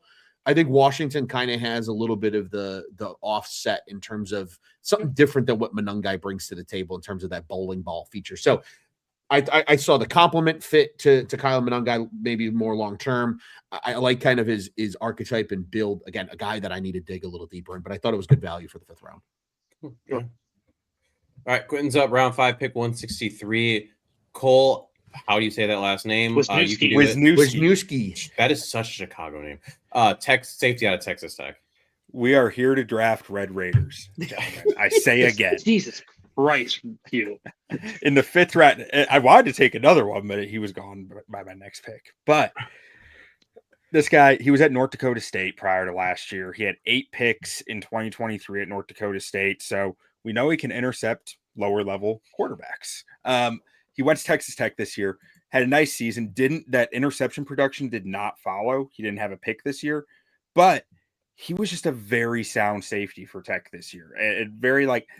He played some cover one deep safety, but like in the league, I think he's probably more suited to half field. We saw him cover running backs and tight ends and some bigger receivers out of the slot. He is a bigger safety. He's 6'2", like 210, 215, something like that. I did think that, like, I watched back the Oregon game today from the college football playoff, and he carried the running back on deep routes pretty smoothly. That I didn't think that he had in him early in the tape. Now I don't think he's going to be anything special. I don't think he does anything wrong on the football field. Okay. But like the game I watched today, it was just like he had like 2 poorly graded reps. That was it. And even those were nitpicking. He just didn't make mistakes. And if I could find a safety in the 5th round who doesn't make mistakes with a decent enough athletic profile who's 6'2", I'm here for it. His facial hair bothers me. I just looked him up. But other than that, it sounds great. Notice I did not use that as a selling point this time. Danny, round 5, pick 163. Bryce Lance, Trey Lance's brother out of North Dakota State. Trey Lance's little brother. Yep. Wide receiver. Okay. So I think I've been on record saying the big thing from the wide receiver room that they're missing is a true vertical threat. A guy whose job it is. This term sacrificial X makes you sound so unimportant, but they really do need a sacrificial X. A guy who's just, hey, he exists out here running a straight line and make the safety not have to commit to the middle of the field or coming down on the run. Like, ideally, that would have been the kid from Cincinnati who I loved, whose name I'm really blanking on right now at this moment in time, but that didn't happen. Bryce Lance, so the first thing about him that comes up is when you watch him, he's got really good catch radius and strong hands. He secures the ball. He doesn't drop it very often. When the ball is in his hands, he secures it. He averages 21 yards a catch for his career, which means, what does that mean, everyone? He catches the ball down the field when he runs in a straight line. That comes with the caveat. He doesn't run anything else. He runs downfield. That's a problem. You can be the sacrificial X without only having 1 to 2 routes that you run. I don't need you to run only wheels and goes the entire time you're in the NFL. You need to do something else once in a while. He's a smart kid. I believe the big thing with him, on top of having the strong hands, is 1 in every 4.5 or 5 catches he makes goes for a touchdown. That's a big selling point to me. And he is clearly the best wide receiver on the field at any point that he's playing for NDSU. Again, if you're playing lower level competition, you better look like you're the best. That's just my rule. That's why I didn't like his brother coming out of college, because it never looked like he was the best player on the field. But I digress. The thing I do worry about for him is, I know he's fast. I don't know that he's like holy shit fast, because I don't feel like I see him just running away from people at the FCS level the way he probably should. Like, I know he wasn't the best receiver, but do you guys remember that like 2 or 3 year stretch in Pittsburgh Mike Wallace had, where it's like, why is no one covering him downfield? It's just because he was so damn fast, it didn't matter. Like, hey, Mike's running one of his 3 or 4 routes, and he's just going to take the top off your defense because he's faster than you. Like, that's what I want you to look like if you're going to be one of these players, and I don't feel like I see that. But like I said, big body, good hands, lots of touchdowns for his production. Very smart academic All-American at the FCS level. But he doesn't run a lot of routes. I wish he looked more athletic for what his profile should be, because ideally you're thinking of like Marquez Valdez-Scantling, I guess, with better hands, because Marquez has never had the best hands. So I'm interested to see how he'll probably run when that time comes in Indy. A couple of draft sites have him as a 4.6 guy, which if that's the case, that sounds about right when you watch him. I would have guessed mid 4.5s. So which I'm sure he'll run Davis? faster in Indy. It's a fast track. And is he Gabe Davis? Yeah, that's probably fair. But Gabe feels more physically imposing. Like, Gabe feels very big. Because you say 4.6 speed and all he runs are go routes, and my brain just instantly goes to Gabe Davis. Yeah, I could see that. That's fair. But Marquez Valdez-Scantling, but MVS was 4.37 or something like that, where he's just running by your dumb ass. It's just he didn't have to cover him because he couldn't catch. So to me, it sounds like if he's going to survive in the league, like he was saying, like, you better body up like Gabe Davis. Yeah, but Gabe Davis got to be, what, 220? Like, something like that. He's a big man. I don't know. Yeah, Bryce is 205-ish. He's spindly. Like, but the production is there. I'm wiry. I'm glad you got that. Fantastic movie. All right. Next up. Oh, it's me. Round 5, pick 163. I took Hezekiah Masses, cornerback out of California. 6'1", 180 pounds. He's an IFU transfer. Put up some pretty impressive ball production in his senior season with 5 interceptions and 13 passes defense. It was easily his best college season, and he's looking to use that to springboard to the NFL. Ball production is legit, not inflated by garbage time. 5 picks and 13 breakups were against ACC competition with a 48.4 completion rate allowed on 62 targets in 2025. It was one of the most productive corners in the country while showcasing some scheme versatility, pretty natural instincts to drop off his responsibility and undercut throws, smooth back pedal defender, comfortable in vertical plane carrying receivers. Arm length gives him a legitimate reach advantage at the catch point, and he knows how to weaponize it to contest throws. Quickly gets downhill, recognizes plays underneath, and plays with proper depth. Brings a special teams floor with him being tied to a good work ethic that you'll see fighting to earn NFL roles and reps. On the negative side, he opens the gate inside to outside releases quickly, along with ceding space outside by hopping toward the sideline and press coverage. Needs to trust his footwork and technique to be more patient against routes. Struggles to locate the ball downfield, which can lead to some grabby play and running. He had penalty flags tend to follow him. He had 14 combined penalties over 2024, and 2025, pointing to a habit of grabbing and tugging at receivers.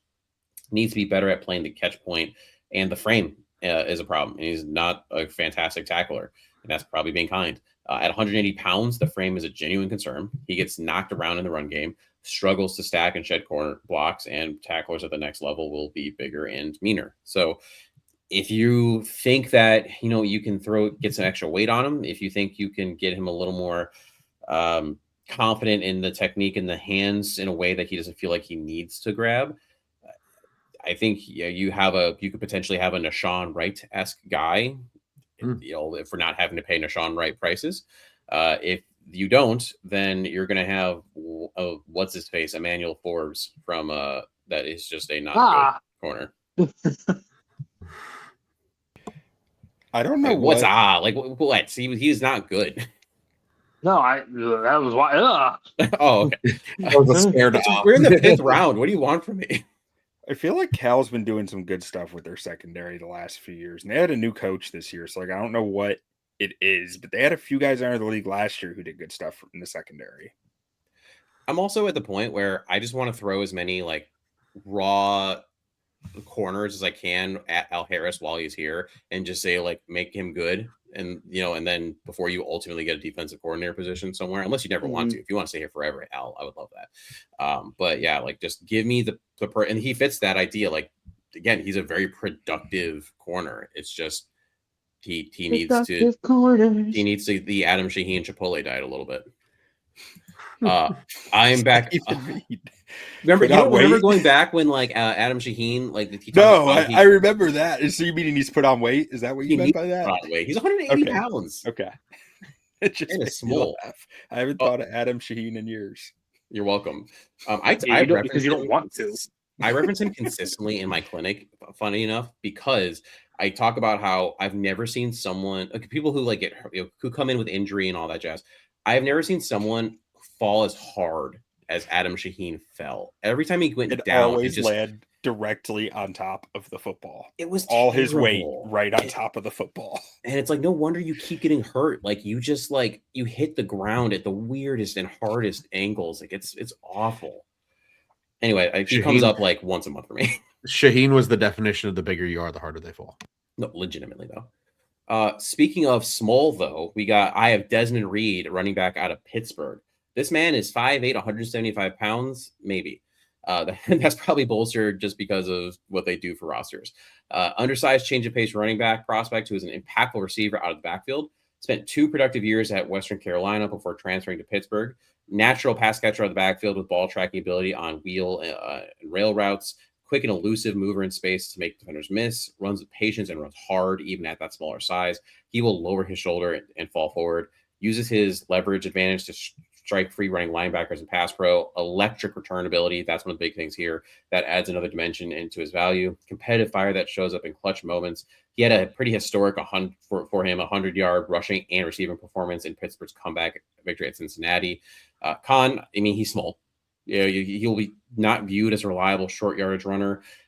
Lacks play strength and physical mass to power through arm tackles. Good speed, but lacks the gear to pull away to be a home run hitter. So, don't confuse him with Tariq Cohen. Tariq was fast, not just shifty. He's more shifty. Pass protection remains a significant weakness, even though he can use his leverage. He does show some hesitancy and poor technique when asked to pick up a blitzing linebacker. And he's got a bit of an injury history. He missed games at Pittsburgh. Injury history at Western Carolina and missed games at Pittsburgh create some concerns the NFL teams will heavily scrutinize. He projects as a rotational running back in the passing game and a dynamic punt returner. His stock will ultimately depend on how teams weigh his explosive upside against obvious limitations. But again, we don't know how this running back room is ultimately going to shake out. If it stays as is, if you had, your kind of 1-2 Swift Monangai punch and you had him rotating in I think Ben could just get very creative with him in a very fun way. The way he reads, and it's probably just me putting the helmet to the size, Deion Lewis out of Pitt felt a lot like this, where Dion was not fast in a straight line, but he was tiny. Mhm. You could use him as like a makeshift wide receiver out of the backfield, kind of make him a screen merchant for all intents and purposes. And Dion had a nice career until he blew his knee up and then he couldn't do it again. But yeah, it's 100% me just scouting the helmet at that point. I haven't watched him yet. I've gotten more. The linebackers are so much fun in this class. I haven't gotten to a ton of running backs unless I'm doing this, which is why I watch the guy that's coming up for my next pick whenever we get there. I just not gotta yours say, yet. Sorry, I go just ahead. Googled Desmond Reed, and every picture that popped up, he has a scowl on his face, which is a plus in my book. Yeah, I just think he's got like a really fun. Oh my god, here we go with this stupid Eli. Let's Stupid. do it. I was so happy when Ron sent this. Round 7, pick 239, Eli Heidenreich. I'm not even going to say fullback. Athlete out of Navy. I'm not even going to call him an athlete. I'm going to call him a Swiss Army knife. There we go. Eli Heidenreich, to me, is your replacement with higher upside to Durham Smythe in this offense. That's the exact role that I see for Eli Heidenreich under Ben Johnson. Here's why. We've seen it consistently where the Bears would come out in 13 personnel and they would motion to 22 personnel with Durham Smythe as the fullback. I think he's got that ability to be a lead blocker. He's a very willing blocker. He lined up everywhere for Navy. He lined up as a wingback. He lined up as a split out receiver. He's got pretty good hands, all things considered. So if you got some play action ability with him on boots, kind of, go in the opposite direction as a flare out of the backfield option, especially because we know how much Ben Johnson loves to use the tight end to seal on the backside and zone. There's a lot of play action opportunity off of that with a guy like Heidenreich. And he's a good enough athlete, I think, where he can do some damage in space. I don't expect him to be again, this is the 7th round. This is the fun darts now. And this is where I think this is a guy that can give you functional value as a 7th round pick with minimal expectation to be anything outside of a lead blocker, a third tight end, quote unquote, potentially.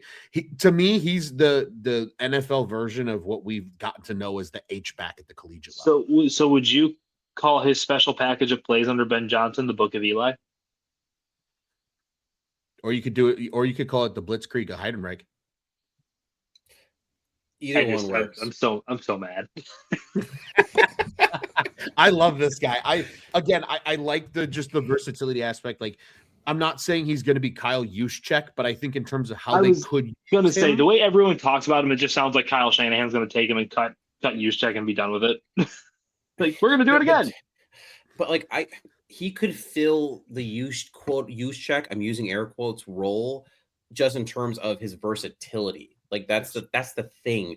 It's not that he will be Kyle Juszczyk, and I do think he might have a little more zippiness even.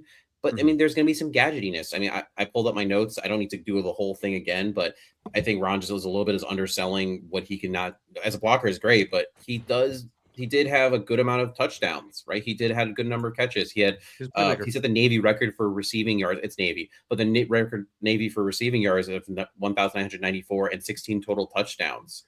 He can, when he has the ball in his hands, he has strong contact balance, rarely going down on first contact.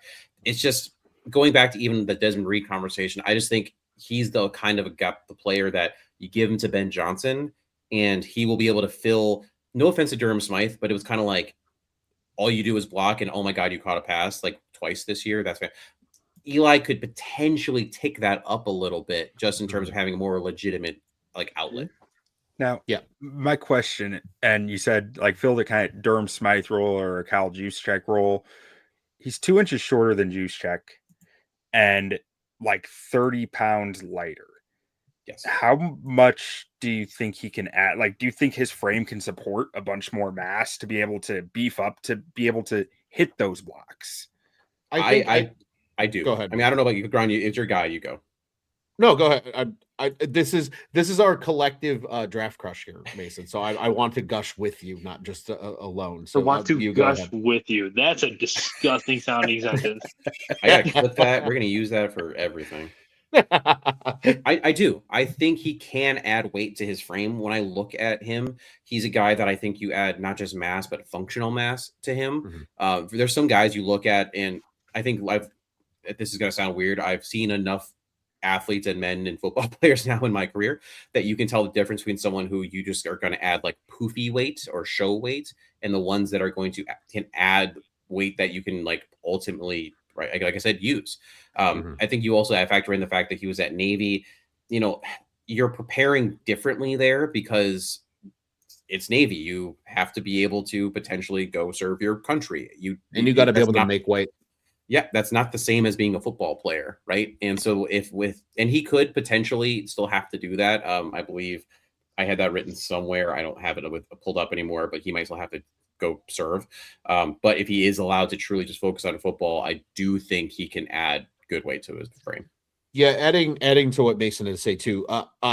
My older brother is in the Army, and I always asked him about this. I was like, why are these schools just like their offensive linemen are always smaller, and like why is that? And he goes, well, they have to be able to make weight. He's like, as soon as the season ends, they have to cut. I think they get 8 weeks, or not even 8 weeks. I think it's like 6 weeks to cut to service weight. So they really can never beef up the way that a traditional athlete would because they have to make weight. I think with him, the functional weight is a perfect way to put it, Mason. I think as well, when I say the Durham Smythe role, Q especially, to me, Kyle Juszczyk and Durham Smythe are used in two completely different ways, right? I think the Shanahan offense, the McVay offense is more traditional West Coast. It's more traditional inline fullback, whether it's, offset to the strength side, whether it's true I form. The way I look at Heidenreich is this is a guy that's going to motion into the backfield at times, be asked to chip and support your tackles in pass pro, but to me is a better athlete in terms of the route tree that he can produce than a Durham Smythe was. Mason nailed it, right? Durham Smythe, you go out, you block, you catch 2 passes. That's awesome. Heidenreich, I think, takes that a step further. And again, we're talking about a 7th round pick. Yeah. This guy brings any value at all. And again, with a creative W. mind like Yeah. Ben Johnson, and I think the way that Ben Johnson utilizes that fullback, it's more you're the backside seal when we run, mid zone, or if we're running a duo play, you're just inserting and trying to get a piece of the linebacker. It's a very different role to me than how Juszczyk is used in San Francisco. I think again, it's not he's the next Kyle Juszczyk and the Bears are going to use him as such. He's the replacement for Durham Smythe with a higher ceiling. And I'm not trying to spend 10 minutes talking about Eli Heidenreich as a 7th round pick. The last thing I'd add is even picture, those routes where DJ Moore would start out wide, motion to the backfield, and then hit that weird loopy route out to the side, or when he was orbit insert. Yeah. You could now have him do that role, right? And so now you have a better blocker, but you also have a more formative pass catcher who can do a little bit extra with the ball in his hands than if you had your Durham Smythe do that role. It's just it adds just a little zest to your 3rd tight end. Yes, okay. Absolutely. Q, we're rounding out here, almost done. One of the best names I've seen so far in round 7, pick 239. Squirrel White, Florida State wide receiver. This is my guy in the 7th round, man. And actually, so I realized I misspoke. I'm the last guy on Wisniewski. He's 6'4", not 6'2", 6'4", 220. But Squirrel White, I don't have that much to say about him other than guy's an electric punt returner. Bears need a returner. They also need a 6 wide receiver. Guy's got a ton of speed, and he's got a hell of a name. So give me Squirrel White in the 7th round. My only issue is I wish Squirrel would be on the jersey. I bet you that would be like one of the number 1 custom Chicago Bears jerseys if he ends up here. It's his number and just Squirrel, and it's gonna be awesome. That'd be so good. All right, I'm the same thing as Q said. I'm going to keep. I got 2 7th round picks coming up. I'm going to keep these short. Pick 239. I had Eric Gentry, 6'6", 225-pound linebacker out of USC. He's a tweener. I mean, he's long, lanky frame. That's pretty ill-suited for block take-ons and gap constriction as a run defender. Projecting him into an NFL role requires a belief that he can gain and maintain more muscle mass and upper body strength. He boosted his stock at the Shrine Bowl. He can get lost in man coverage at times, but his long limbs are very intimidating when he's roaming in zone. Gentry has late round potential, but he might need a developmental year to gain the requisite size and strength. I just find him fascinating as a 6'6" linebacker. Just looks like a pterodactyl out there. So I just can't help but watch him. It's just an interesting person. Too short for basketball, too tall for football. It's a shame. It's crazy. And he actually has a little something as like a blitzer off the edge. So I don't know that's a thing. DA likes to do weird shit with the linebackers. So Ron, round 7 pick 241, Logan Fano, edge out of Utah. yeah, I'm gonna keep this one super simple because I'll be completely honest. I did not watch any of his tape. 7th round, you're looking for value. For him, it's all about the measurables. I think he's 6'4", he's like 270. He just screams DA edge. Is literally what it is. DA defensive end is big, not necessarily the sexy edge rusher. He kind of fits that draft profile. And again, with a room that clearly needs more depth, even though in this iteration of the mock draft, we're getting Christian Miller, we're getting Derek Moore early in the draft. I think just being able to add another rotational body that, even if he's just a first and second down player and contributes on special teams, I think he's going to give you exactly what Dennis Allen is looking for out of his 5th defensive end or 6th defensive end on the roster. So completely a flyer pick. I think it makes a lot of sense. And again, playing at Utah, they played great competition. They've been a very successful team. So I'm willing to take a flyer on that kind of guy this late in the draft that fits the profile of what I know my defensive coordinator wants out of his defensive ends. So, Ron, real quick question. What is your thought process? I know we've all said this at one point in the show so far. He fits DA's profile, right, in terms of size and length. Yeah. At what point, if you're the area scout and you have an edge that doesn't fit, like how are you? I guess how am I trying to say this? How do you say, like, tell DA, like, look, I know that you love your long thick men, but like, this is a dude. Like, how far does that really go, do you think? And like, should DA maybe be a little more willing to take on an edge that doesn't fit his perfect profile? I think to that point, Mason, like, to me, Derek Moore really doesn't fit Dennis Allen's profile. Right.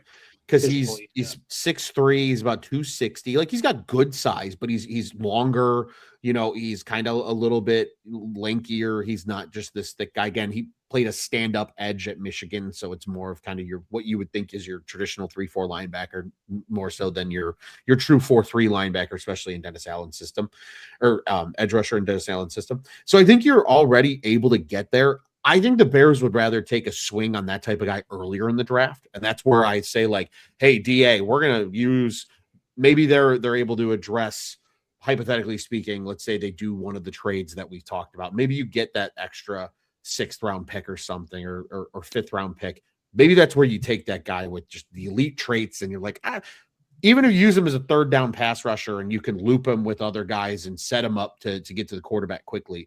I think Dennis Allen is a smart enough football mind where he's going to go, yeah, absolutely, that makes sense. Yeah. But when it's this late in the draft and you're just looking for quality depth, this is a guy that I know is going to have a chance to play against the run. He's going to be able to hold his own against NFL tackles. And if that's all he does on your team, that's a win at 241. At this point in the draft. So I think that's the differentiation. I think there's not going to be a lot of guys that have that elite traits necessarily that maybe don't fit the Dennis Allen profile, I think, in the 7th round. So it's a lot easier to find guys like this than it is to find that other guy who maybe you do take that flyer on him, but maybe it comes in the 5th round or like the late 4th round or something of that nature. Yeah, well said. And Fano brings bloodlines to the equation too. His older brother, or his brother, I'm not sure older or younger, is going to go top 5 in this draft. So what an awkward family reunion when you're just like, one's a top 5 and you're just like, hey, 7th round pick, good job. And one plays edge and one plays offensive tackle. They've gone one-on-one plenty in their life. Oh, 100%. Danny, your pick, round 7. So I do pick 241. Oh, I thought that was the other one. Oh, nope. Patrick Payton, edge LSU. I got nothing. I didn't really know anything about him. He was big LSU edge, and I took him. I was like, all right, cool, let's go. All right. Well, also, I think I skipped your 239 pick. That's what I'm saying. I was gonna get ready to talk about Dean Connors, the running back from Houston. All right. Well, do you have much to say about Patrick Payton? No, I have nothing to say. I've hardly. All right, moving on then. Reverse time. It's early. Pick 2 picks earlier. Dean Connors, go. So Houston running back by way of I believe Rice, if memory serves. And the community college, which I'm not going to kind of remember what that one is. All-purpose back, had over 1,200 all-purpose yards between running and receiving this year. He caught 60-plus passes in 2024 and 35-plus passes last year. 9 total touchdowns, just short of 1,000 total rushing yards. He 6 foot, 205 pounds. He kind of just like a generic running back. But He's got a generic name. Q, close your ears. One of the weird things in my college football world that I enjoy, I like Houston Cougars football. I'm not a fan, but like for whatever reason, if they're on my TV, it's like I don't turn them off. Like, oh, okay, Houston's on, I'll watch them. They're typically pretty entertaining.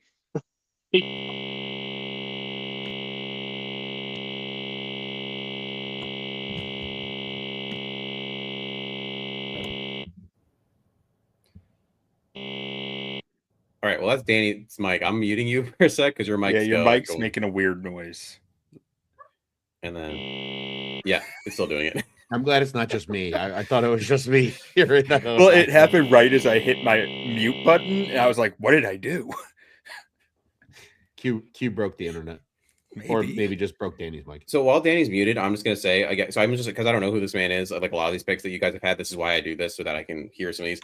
I think Danny's just picking this man because he didn't get Cam Scadaboo, and he just needs his white man that runs hard. Apparently, that's no. So here, I'm back. Do I sound better? Yeah, you're good. You're good. You sound great. So what I was gonna say is he's actually had some big play bursts.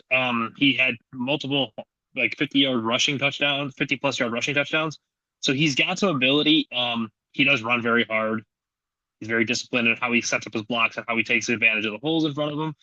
I don't know how well he's going to test, but he does have a couple of long runs.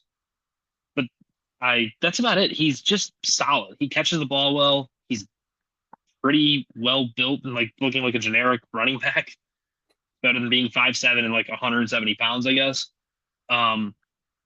And he's Desmond Reed takes exception to that. He also rocks an extremely dirty mustache. Oh my god, it is a hell yeah. Hell yeah. I will also say I noticed he's not. It's a lot how I felt like Monangai coming out of Rutgers in this regard. He's not a good pass blocker at the moment, but he's willing. He will put his face in your chest and he'll square you up and he'll try to get in your damn way. It's a lot better than just like, oh, well, there he goes. Danny and Ron both. How do you guys define a good versus willing pass blocker at the running back position? It's because it's something I struggle with to identify. A lot of times it's one and the same, but I think good is also like your angle. Like, do you understand where they're coming from? Are you willing to square them up and bow your? Because a lot of running back blocking, at least I've noticed over the years, is you got to be willing to square up to their chest and their shoulders and really just kind of take the lick. Just kind of eat it. Yeah. Yeah. Like it sounds really stupid.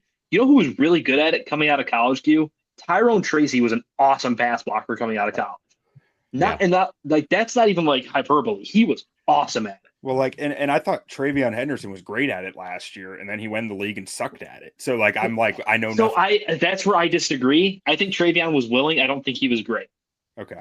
I think Travion was willing to try to get in your way, but to Dan, I'm not going to eat this linebacker coming downhill from the B gap. Why am I going to do this? That sounds stupid. I also think there's such a huge difference in NFL linebackers than there is at college. Like, I think a lot of those pitfalls that showed in the NFL is just because they're bigger, stronger. And Travion's not big either. That's the other part. Like, he's really not. Like, and that's the thing. Like, when people started blowing up that Monangai clip, I want to say it was the Cleveland linebacker just barreling over him.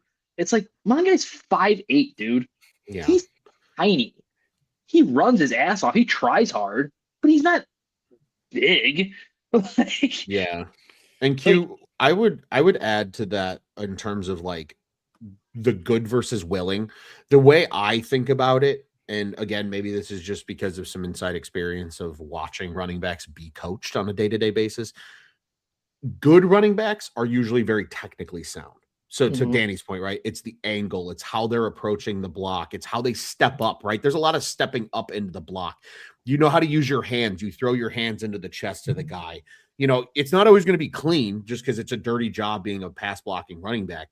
But it's just having the understanding, the fundamentals in order to execute on it. Willing are guys that are effort guys, and they're like, I know I don't have the best technique, but I'm going to fucking go 110% and balls to the walls and try to run through this guy's chest. And if he runs through me, I slow him down and give my quarterback at least I'm a speed bump. Half a second. Yes, exactly. So I think to me, like I think a great example, like to me, Kyle Monungai is a willing pass blocker. Yes. He's to me, he was the definition of it, because like he's happy to chip when he's asked to do that. He will like square up and he'll get some good contact because he's a bowling ball, but then he's also going to get bowled over, as Danny said. I think a guy who I thought was not really a great pass protector was Quinten Judkins, because he was never asked to do it. They were just like, no, just if you help at all, just chip the end and go out into the flat. Don't even bother being a pass blocker. And then to me, the guys that are the best at it are, again, they're technically sound. They know how to step up. Like I think DeAndre Swift took a massive step forward as a pass blocker. Right. And part of me wonders, to your point, Ron, if why Tyrone Tracy was so good at it was he played quarterback growing up and he was a receiver.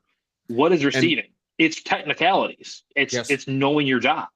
And so go ahead.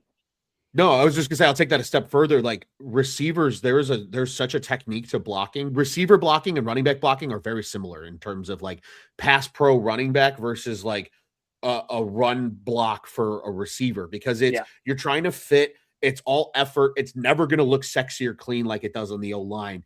It's all about effort that you give, getting to the right spot, having your right aiming points, and then just trying to run through a guy. And I think that's why a lot of guys that do transition from receiver to running back have a lot easier time picking up that technique, because they've already drilled it at receiver or something very close to it. I don't mean to cut you guys off, but I got to get my kid ready for bed. So I'm out of here. I really do got to go. See you guys. Bye, Danny. Later. Ron, I love that you just said that the O-line blocking is sexy, because no one's ever said that before. And I think everything about the O-line is sexy to you, but you already knew that. I like how Danny went on a 10-minute talk about this created player running back and said, I ran out of time. Like we could have, like you could have cut that down if we really wanted to. Okay. I egged him on with the pass pro talk. So. All right, we're almost done. Quinten, your pick at 241, Noah Whittington, running back out of Oregon. I love Noah Whittington. I don't think he's going to be here in the 7th round, but if he keeps being here in mocks, I'm going to keep taking him, because he is just shifty as all get out. He's never going to be a 3-down back, but he reminds me somewhat, and this might just be the offense, but of Bucky Irving coming out of Oregon, where it's just like, why can't anyone seem to tackle this dude? It doesn't really make sense, but he sees stuff. He's slippery. His vision is just like, he sees everything in front of him and is constantly making fast, good decisions with that information. He has some fumbling issues. He has some ball security issues at times, but in the 7th round, I'm willing to take that risk for a guy who I think finds holes very naturally. I mean, anyone wearing the Oregon uniform just gets a bump up for me, because it's just such a good look. I love it. All right, my pick, round 7, 241. I went with Caden Wetjen, which actually, by the way, he literally wasn't. You'll see if you're watching this live, it says under his PFF big board NR, because he wasn't in this. I had to add him with ChatGPT in order to get him into even this image. So PFF, please add Caden in. I don't understand why he's not in there. But 5'8", 195-pound senior. He's a versatile, twitchy Swiss, using this again for today after Ron and I talked earlier, Swiss Army knife of a guy who was underutilized, I think, in Iowa's offense. He's the first player in FBS history to win the Jet Award as the best return specialist in college football twice. He had 6 returns for touchdowns across 3 years at Iowa, leading the nation with 26.8 yards per punt return in 2025. He's a pretty solid receiver of the punt and kick returns, with underrated route running and separation that were rarely showcased in college. Versatility with how play callers can get him the football, threat on jet sweeps, screens, and other manufactured touches. As you guys can tell, I'm just trying to get Ben Johnson fun little tools here late in the draft. Outstanding short area quickness and suddenness to blow flat-foot defenders. He is undersized and he can be suffocated by long-lived corners. He's going to have a limited catch radius that will require an accurate quarterback to highlight his separation. Is that a problem for Caleb? You can debate Caleb's accuracy all day long. Struggles to counter handsy corners, so you're going to have to, have him off the line or motion pre-snap just to be a big emphasis for him. I comped him to Malik Washington, but a better returner. Okay. Great value in the 7th. I mean, sounds like with his return history, like that's enough to draft him, period. Like, hell yeah. Devin Hester went for kick return ability in the 2nd round, little on the 7th. Right. He's literally just pushed down because he's playing at Iowa. He's a 5'8", 190-pound white receiver. Like people are just not that excited about that prospect. And again, Iowa just didn't really use him on offense as much as I think they should have. And thankfully, Bill Belichick is no longer in New England. Otherwise, he'd So- absolutely be. Oh on the my God, Patriots he'd be radar. like his 3rd round pick. It'd be great. So this is definitely going to come across racist, but white receiver, is he like fast, twitchy enough? Like what is He's physically quick. like? Does he do what you need a returner to do? Because usually the white guys don't. And he's the guy who can he'll shake someone in a phone booth. You know what I mean? Like his feet within that small space are very fast and twitchy, and which is obviously very different than just fast. So Right. you might see in the NFL, he gets that first line, he gets past, he gets a solid return, and then he gets caught from behind because he doesn't have breakaway speed. Like I said, with the route running, like he can put a move on someone, create that window of separation that if you're a quarterback that's boom, boom, right? Like a win before Tua was heavily concussed, or like even with like a Matt Stafford, and you can just put that on there.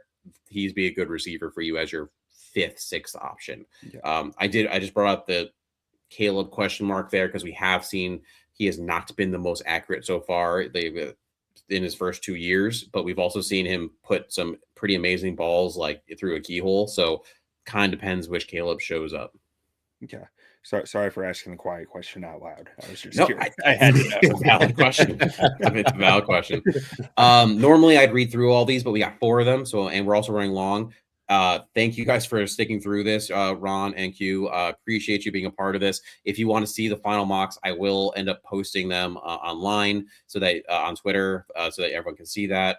But this was a great show. It was really cool having you guys on here because you have it's similar but different mentality to Danny and I. So obviously you could see that with the fact that we had a bunch of similar picks, but the fact that I didn't know Cole Wisniewski was a 6'4" safety that existed, and now I need to go watch him because that's very interesting to me.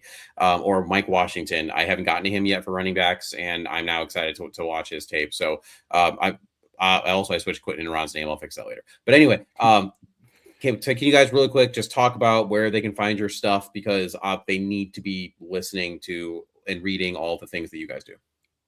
Yeah, over at ontapsportsnet.com, you can find writing from both me and Ron and our podcast, Bears on Tap, where we do in season, we do an O-line show most weeks where we go through the O-line, all 22. And Ron is an offensive line coach at St. Xavier University. So we get some really good insight. I get a lot of learning moments on that show. It's just really good banter talking about offensive line play. They're all up on YouTube if you want to go watch any that are previously out there. And then we have a weekly episode where we're just talking through Bears news, Bears concepts, anything like that.